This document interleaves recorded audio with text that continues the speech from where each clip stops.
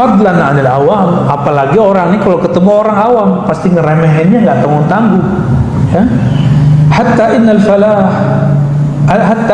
fallah, ya. Wah, ini sahabat saya Falah namanya. Fallah, kalau udah begini, dia kerja apa ditinggalin kerjaannya. Kalau dia seorang petani, dia tinggalkan bertaninya, ya. Lalu kemudian ikutin model-model begini, ya. Ka'annahu yatakallam 'anil wahyi wa yukhbir 'an sirril asrar wa yastahkir bidzalika jami'al ibadi wal ulama. Ciri-cirinya sederhana aja. Jadi mereka ini nganggap selain mereka ini dihijab, ya. Seakan-akan bicaranya dari wahyu, sir-sir, ya. Kayaknya ini paling benar aja.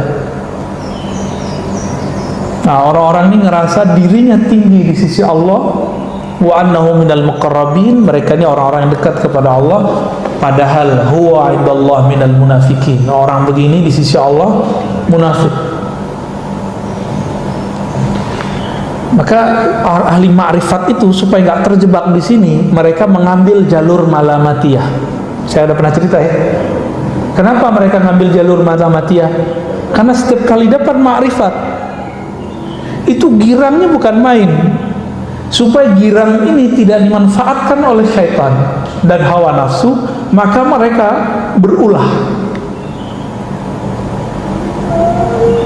Seperti Nabi Khidir. Nabi Khidir itu nguji orang-orang berilmu. Jadi tugasnya Nabi Khidir apa, Pak? Balia bin Mulkan, nama kecilnya. Itu nguji ahli ma'rifat ini. Dia merasa sombong nggak dengan marifatnya, ketipu nggak dengan jamaahnya yang banyak, ketipu nggak dengan baca kitabnya yang bagus, ketipu nggak dengan zikirnya yang masya Allah. Didatangi nama Sayyidina Al-Khidir itu.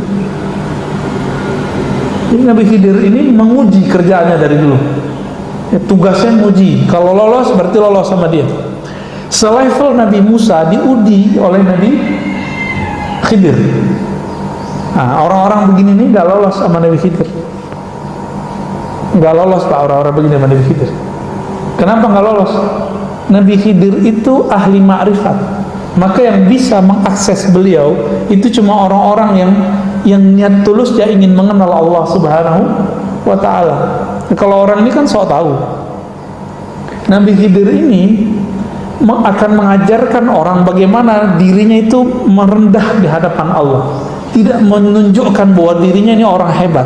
Maka bikin ulah depan Nabi Musa. Maka saya nggak bisa bayangin, Pak, kalau Nabi Khidir itu nyata di depan kita, mungkin kita jadi kafir semua kali. Antum bisa bayangkan Nabi Musa ini ahli hukum. Kalau ada bunuh orang, maka dihukum apa? Qisas. Ditunjukin itu di depan Nabi Musa. Ketemu anak kecil, ambil gorok, digorok sama Nabi Khidir. Kira-kira kalau itu kejadian sekarang, kita bilang itu apa? Maka wajar kalau kelompok-kelompok anti tasawuf ini benci sekali dengan sufi karena salah satu doktrinnya. Doktrin sufi apa? Meyakini bahwa Nabi Khidir itu masih hidup. Karena kalau Nabi Khidir itu hidup, itu mereka mungkin jadi akfarul kufar, ya, menjadi orang paling kafir nanti. Bisa nggak dibayangin tuh? Antum ngelihat ada orang bunuh orang lain, itu opini kita apa? Ini aja pembunuhan 6 orang di tol kan masih simpang siur, ya. Yang pro polisi ngomongnya apa, yang pro FPI ngomongnya apa. Ya kita bingung juga opini mana yang benar, kan mainnya opini. Coba kalau main data kan beda. Jadi opini ini yang bikin rusak. Kira-kira seperti itu. Baru kejadian kayak gini belum jelas juntrungnya gimana. Kalau kita ngelihat gimana kira-kira? Saya nggak bisa bayangin, Pak. Betapa kita nanti akan bilang, masa sih itu Nabi Khidir, nggak mungkin lah gitu. Paling kita ngomong gitu nanti.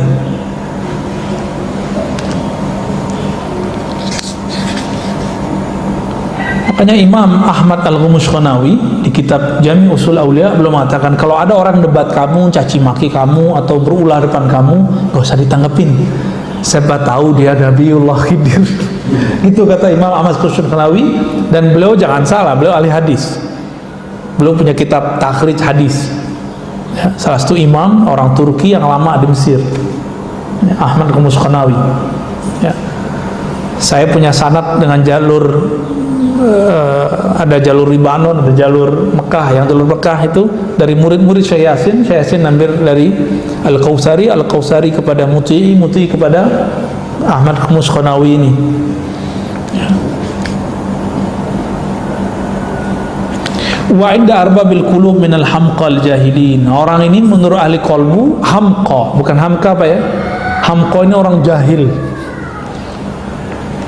Lam yahkum qat' ilman wa lam yuhazib khalqan wa lam yurattib amalan wa lam yuraqib qalban siwa ittiba'il hawa wa talaqufil hadayan wa hifz.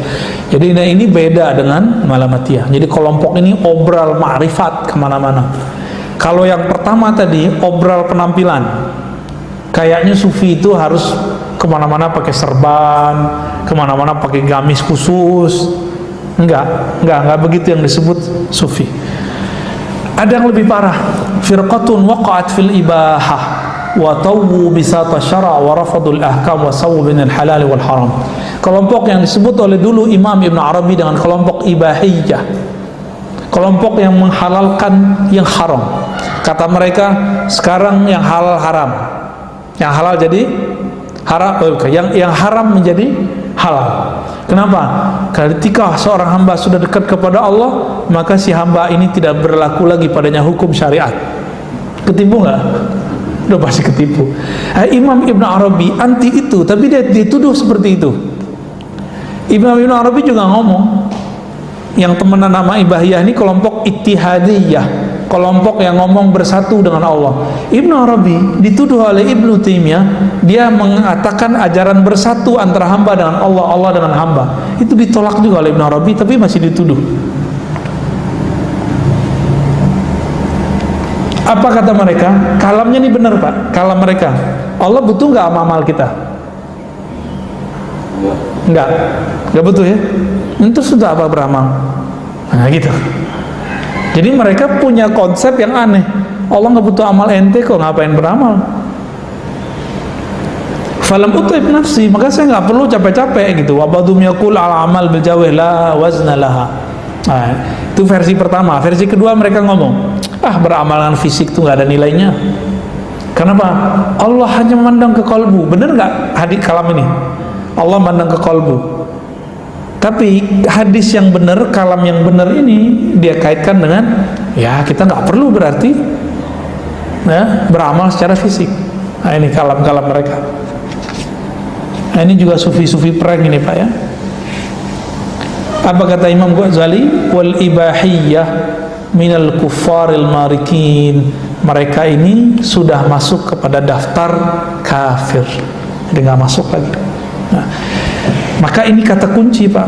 Setinggi apapun ma'rifat seseorang, nih ingat-ingat nih, setinggi apapun kajian hakikat seorang syekh, seorang sufi, ujian dia adalah syariat. Jika dia menghalalkan yang haram, dia ngomong secara lisan. Baik lain kalau ceritanya dia terjebak maksiat, itu lain cerita.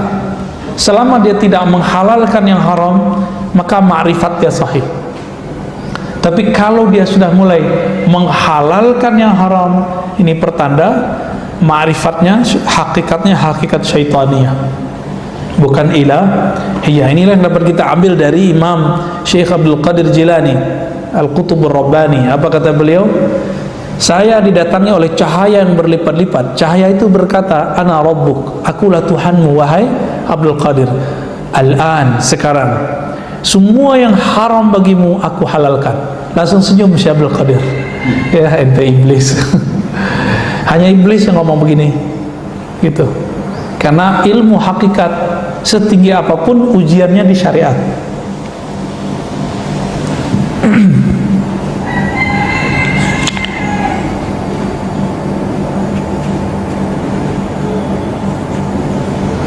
Masih banyak. Jadi tasawuf ini hati-hati. Gimana cara untuk tidak terjebak? Cari guru yang bersanad, yang dia dapat ijazah sahih dari gurunya, akidahnya Ahlus Sunnah, dan memilih mazhab salah satu dari mazhab yang ada, ya mazhab yang 4. Begitu Syekh Muhammad ibn Muhammad Al-Khani dalam kitab As-Sa'adah Al-Abadiyah memberikan guidance buat kita. Jadi dicari ini guidance-nya kira-kira seperti itu, ya.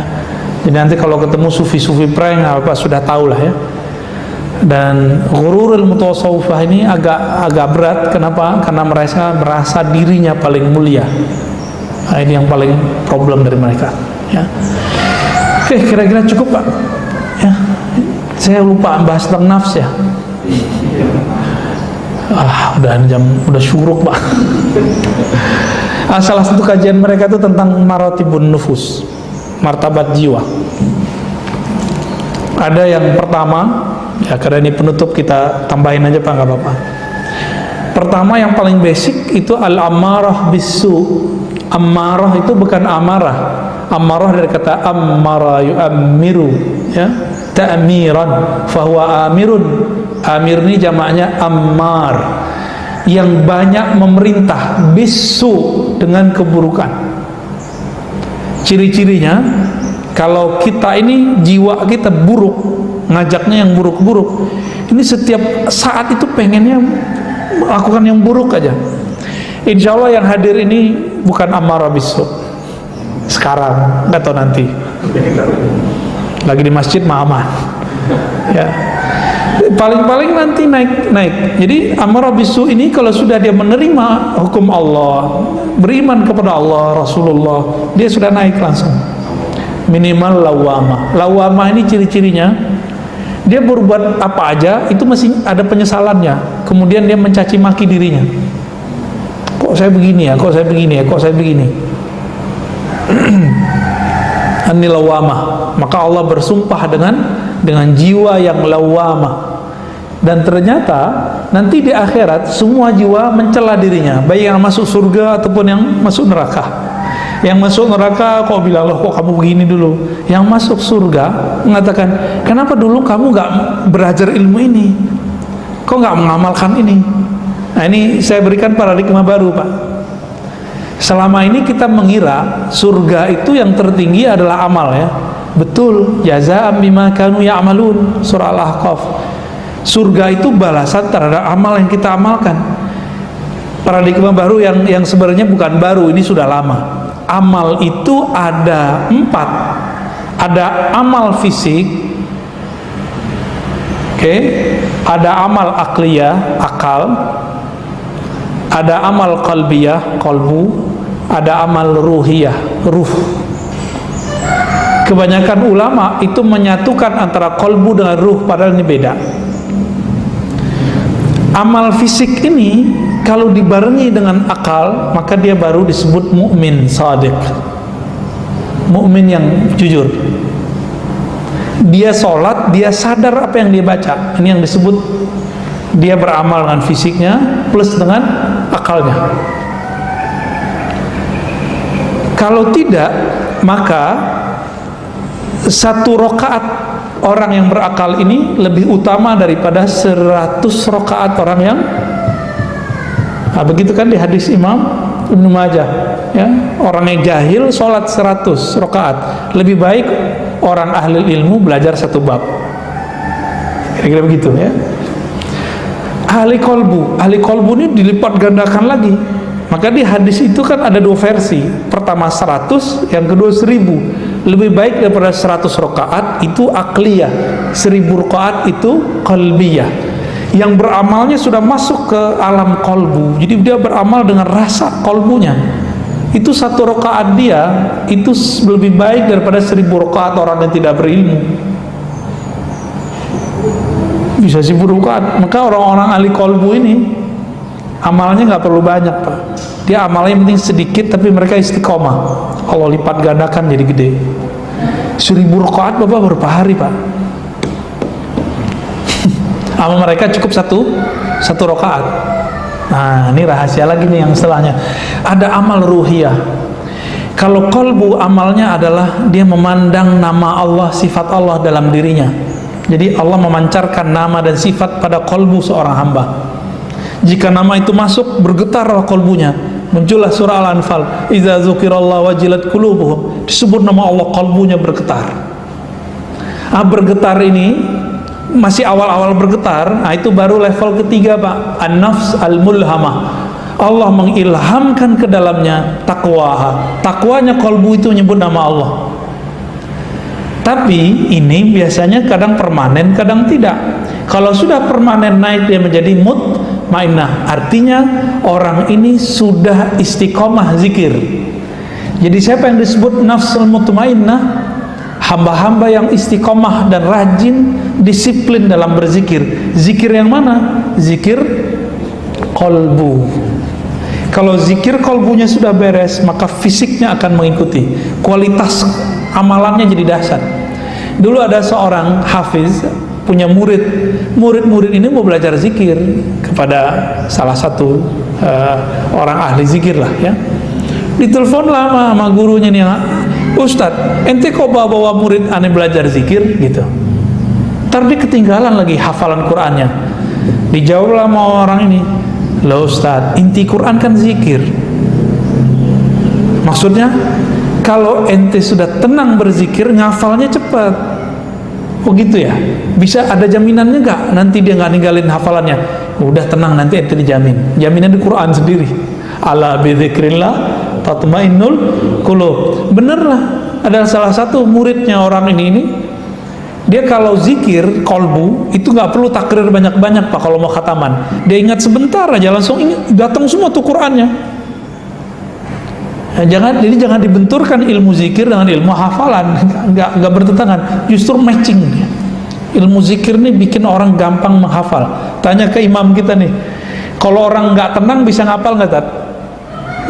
Mesti tenang dulu baru bisa menghafal. Maka orang ngafal kan nggak langsung ngafal, dia baca istighfar dulu, tobat dulu, kan begitu adabnya. Nggak tahu orang-orang hafal sekarang kan ini nggak begitu ya, langsung ngapal-ngapal aja. Akhirnya kalau hafal sombong yang tumbuh. Kita dulu kalau ngafal dilatih begitu, ente syahadat dulu, istighfar dulu, ya kalau perlu baca doa, kirimkan doamu untuk guru-gurumu silsilah yang mengajarkan Al-Quran. Nah, jadi betul-betul dibuat orang ini merendah. Istiqomah dia di situ, dia disebut an-nafs al-mutmainnah. Zikirnya zikir kolbu tuh Pak, ya. Radiyah mardiyah itu zikirnya muraqabah. Dia merasa dilihat oleh Allah Subhanahu wa ta'ala. Itu radiyah mardiyah. Itu level sampai ke level 6. Bedanya kalau radiyah ini dia yang mencoba untuk memandang kolbunya. Kalau mardiyahnya Allah sendiri yang meminjamkan pandangan itu. Zikirnya sudah bukan lagi zikir menyebut, baik di lisan ataupun di kolbu. Zikirnya adalah zikir mengingat, zikir dipandang. Nah, ada yang lebih tinggi lagi, al-insan al-kamil. Nah, insan kamil ini dia sudah mengerti semua yang seharusnya seorang hamba mengerti tentang sifat-sifat Allah. Ini baru insan kamil. Di atasnya masih ada lagi Pak. Ini nggak boleh saya ceritakan. Minimal hamba yang insan kamil ini sudah sampai di makom al-ihsan, an ta'budallah ka'annaka tarah. Engkau beribadah seakan memandang Allah. Kalau kita mandang tembok Pak ya. Nah, ya itulah kita ya. Zikirnya apa? Kalau sudah ketemu perlu zikir nggak? Zikir lisan. Saya ketemu Ustaz Harun, masih perlu nggak bilang Ustaz Harun gitu. Mana Harun? Bilang gitu nggak? Kan nggak. Kalau orangnya di depan. Tapi kalau orangnya belum ada, gimana? Kirim salam dong, mau Ustaz Harun kan gitu. Di mana sih Ustaz Harun? Kita nyari. Kalau orangnya nggak ada di depan, kita ingat-ingat, sebut-sebut. Kalau sekarang orang di depan, berani nggak nyebut-nyebut nama begitu? Nggak berani. Sama. Yang sudah sampai insan kamil ini atau minimal muraqabah radiyah mardiyah ini, dia nggak nyebut lagi ya Allah nggak ada, kecuali dia ngajar orang. Di kolbunya sudah merasa dipandang. Maka zikir orang ini zikir daim, zikir berkontinu dengan diam aja. Bahkan pada saat itu zikir itu mazmum, zikir menyebut itu mazmum, berarti dia belum ketemu juga yang dia maksud. Nah, ini yang maksud Imam Abu Yazid Bustami, kalau sudah ketemu yang disebut maka zikir-zikirmu terlarang. Nggak sopan kan? Bapak ketemu kiai masih nyebut-nyebut nama kiai depannya, itu baru sama makhluk loh, apalagi sama khalik. Ini nggak difahami sama orang-orang anti tasawuf, dikira Abu Yazid itu mengharamkan zikir, padahal itu musyahadah, bab musyahadah. Nah, kira-kira itu tingkatan nafs. Jadi metode cepatnya cuma satu, zikrullah, dan nggak mungkin kalau nggak dibimbing, kecuali bapak ini majzub. Apa arti majzub? Ditarik ke Allah. Cuma kalau majzub nanti kayak watsehan, ya mau nggak apa-apa pak kalau mau. Kita belain wansehan, kita disebut gila sama orang pak ya. Terima kasih, emang kita lagi gila belajar ya. Dulu saya menganggap wansehan itu gila beneran, tapi setelah tahu ilmunya, itu pun kita belajar baru-baru setahun ini saya mengerti. Dulu di kitab banyak majzub, kita nggak ngerti majzub itu apa. Ternyata di Indonesia wali majzub yang terkenal itu kan Habib Al-Kaf, yang kedua ini Habib Wan Sekhan ini, Habib Sekhan. Tapi orang nggak ngerti, suka bully. Jangankan Wan Sekhan, yang waras saja kayak Habib Umar dibully sama mereka. Betapa mereka tidak hormat pada zuriat Nabi Sallallahu Alaihi Wasallam. Nggak ngerti apa arti majzub. Ya, nantilah lain kali kita bahas lagi apa itu ya. Cukup pak. Ada yang mau dikonfirmasi? Ditanya?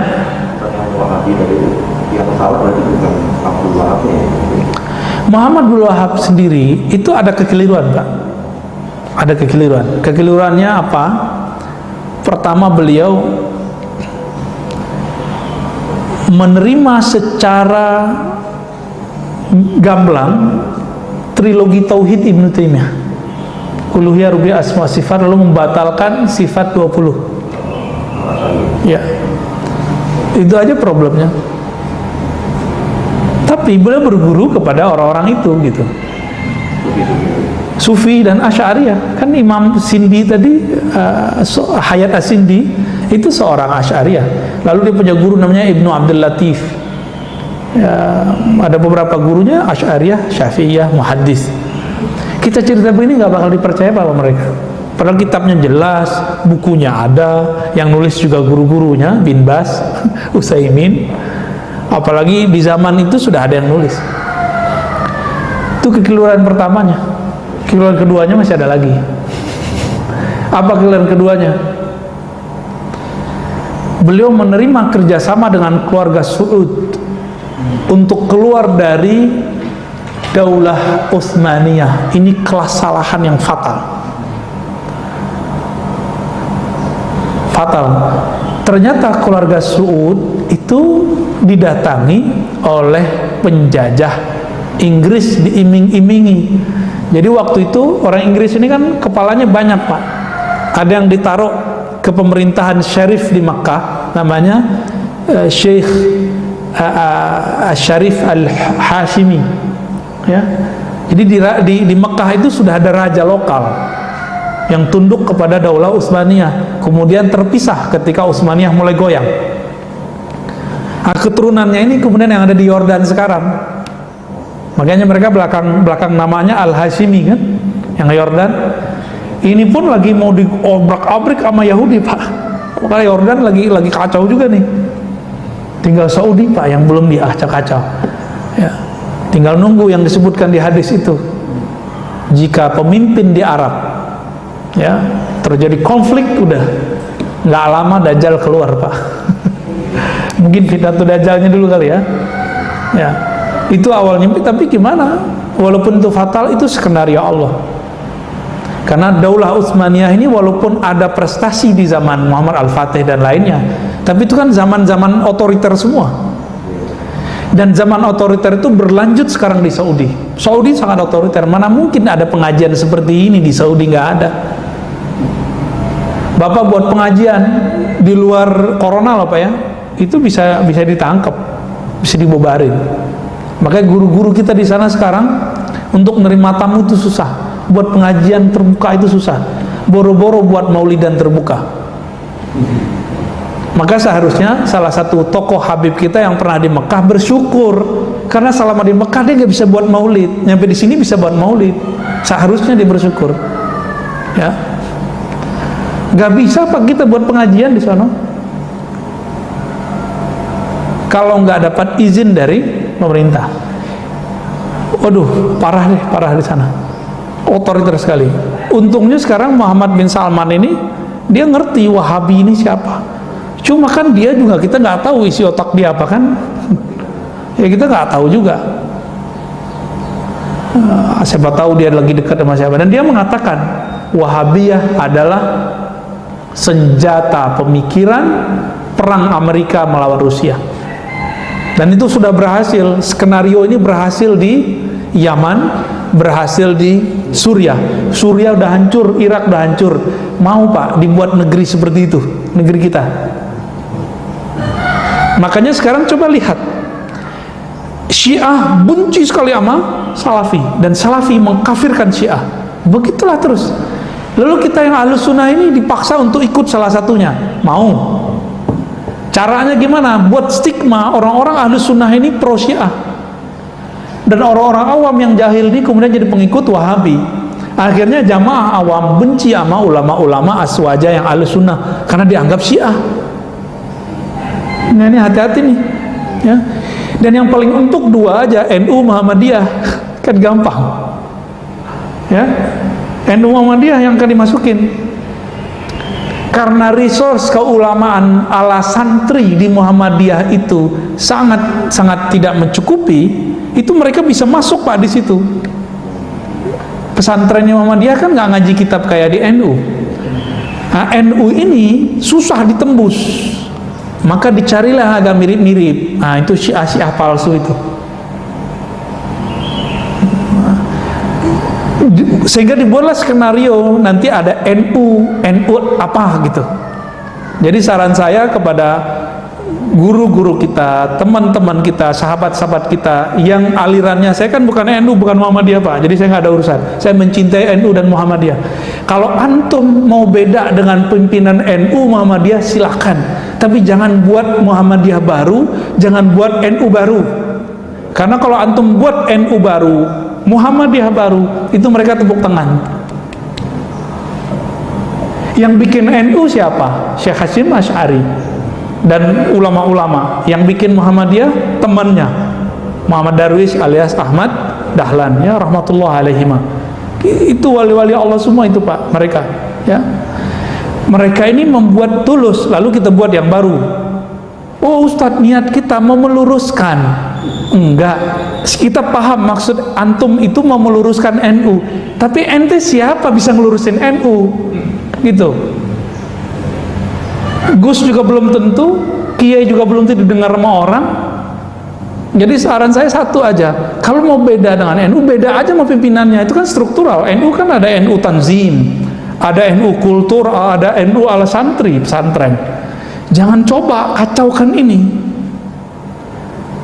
Benteng kita Pak, ini bolehlah kita, saya bertahadus bin ni'mah. Benteng kita di Indonesia dua itu, Muhammadiyah, NU. Kalau orang sudah mulai merusak ini, siap-siap negara ini akan dan saya khawatir dalam waktu nggak lama ini akan muncul. Nanti anak-anak muda berani kemudian ngejekin Kiai NU, orang NU benci ke Muhammadiyah, begitulah. Nanti muncul wujud asli mereka-mereka yang memecah ini, yang kelompok yang tadi itu, yang saya cerita tadi di Riau itu ya, yang mengatakan NU sesat, Muhammadiyah sesat, jamaah tabligh dia balik-balikin Pak, jamaah tabalik. Astagfirullahaladzim. Ini udah mulai nunjukin nih mereka siapa dirinya. Kemarin saya cerita, mereka ini mengharamkan lagu Indonesia Raya ya. Sebelumnya mereka parno ya, menganggap kalau lagu Balonku Ada 5 itu penghinaan terhadap Islam. Kan kacau itu. Astagfirullahaladzim. Ini jadi kita sudah mulai darurat pemikiran. Kalau corona bisa dihadapin pakai masker Pak, bisa divaksin, bisa dibawa ke rumah sakit. Kalau virus ideologi, virus mengenai pemikiran ekstrim, ini gimana caranya? Maka saya sarankan nanti ini masjid menjadi pusat Ahlus Sunnah, nanti kita buat daurah Ahlus Sunnah di sini nanti. Mau? Nanti kita ajak orang-orang buat daurah kajian kitab Ahlus Sunnah di sini. Masjid menjadi pusat Ahlus Sunnah, nggak mesti gede-gede Pak. Yang penting istiqomah ngaji kitabnya. Ya. Ya, di Riau saya buat, di Padang saya buat, ya, di mana-mana saya buat. Masa yang deket-deket sama kita nggak buat? Insya Allah nanti kita akan buat bertahap. Akidah Ahlus Sunnah, akidah Sufi yang saya Ahlus Sunnah, akidah yang bertentang Ahlus Sunnah. Insya Allah ini benteng kita. Semoga Allah meridhai dan menjaga kita semua. Amin ya rabbal alamin. Nasallallahu al-afwa wal afiyah lana wa li walidina wal masyayikhina wa li sairil muslimin wal muslimat. Allahumma arhamna warham masyayikhana. Allahumma arhamil hadirin wal hadirat. Ya Allah, sayangi kami, sayangi yang hadir, sayangi orang tua kami.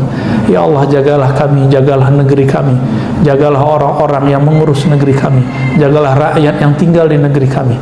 Ya Allah, jika Engkau berikan bala bencana, jadikan bala bencana itu yang membuat kami sabar kepadamu. Ya Allah, jika Engkau berikan kami nikmat, jadikanlah nikmat itu menghantarkan kami kepada syukur kepadamu. Allahumma ausilna ila hubbik wa hubbi man yuhibbuk waj'al lana al-amal alladhi yuballighuna ila hubbik. Ya Allah, berikan cintamu ke dalam hati kami, dalam ruh kami, dan hantarkan kami cinta kepada orang-orang yang mencintai Engkau, dan berikan kami ya Allah keistiqomahan beramal dengan amal yang zahir, amal akli, amal qalbi, amal ruhi yang membuat kami menjadi kekasih-kekasih-Mu.